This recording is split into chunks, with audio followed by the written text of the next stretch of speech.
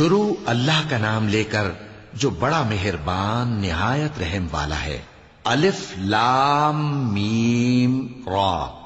اے نبی، یہ کتاب الہی کی آیتیں ہیں اور جو کچھ تمہارے پروردگار کی طرف سے تم پر نازل ہوا ہے حق ہے، لیکن اکثر لوگ ایمان نہیں لاتے۔ اللہ وہی تو ہے جس نے ستونوں کے بغیر آسمان جیسا کہ تم دیکھتے ہو اتنے اونچے بنائے، پھر عرش پر جلوہ افروز ہوا اور سورج اور چاند کو کام میں لگا دیا۔ ہر ایک میعاد معین تک گردش کر رہا ہے۔ وہی دنیا کے کاموں کا انتظام کرتا ہے۔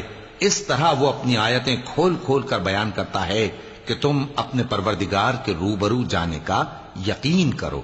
اور وہی ہے جس نے زمین کو پھیلایا اور اس میں پہاڑ اور دریا پیدا کیے اور ہر طرح کے میووں کی دو دو قسمیں بنائیں۔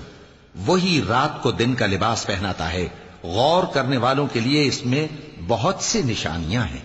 اور زمین میں کئی طرح کے قطعات ہیں ایک دوسرے سے ملے ہوئے، اور انگور کے باغ اور کھیتی اور کھجور کے درخت، بعض کی بہت سی شاخیں ہیں اور بعض کی اتنی نہیں ہوتی، باوجود کہ پانی سب کو ایک ہی ملتا ہے۔ اور ہم بعض میووں کو بعض پر لذت میں فضیلت دیتی ہیں، اور اس میں سمجھنے والوں کے لیے بہت سی نشانیاں ہیں۔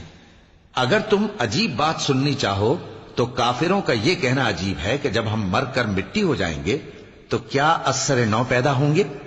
یہی لوگ ہیں جو اپنے پروردگار سے منکر ہوئے ہیں، اور یہی ہیں جن کی گردنوں میں طوق ہوں گے، اور یہی اہل دوزخ ہیں کہ ہمیشہ اس میں جلتے رہیں گے۔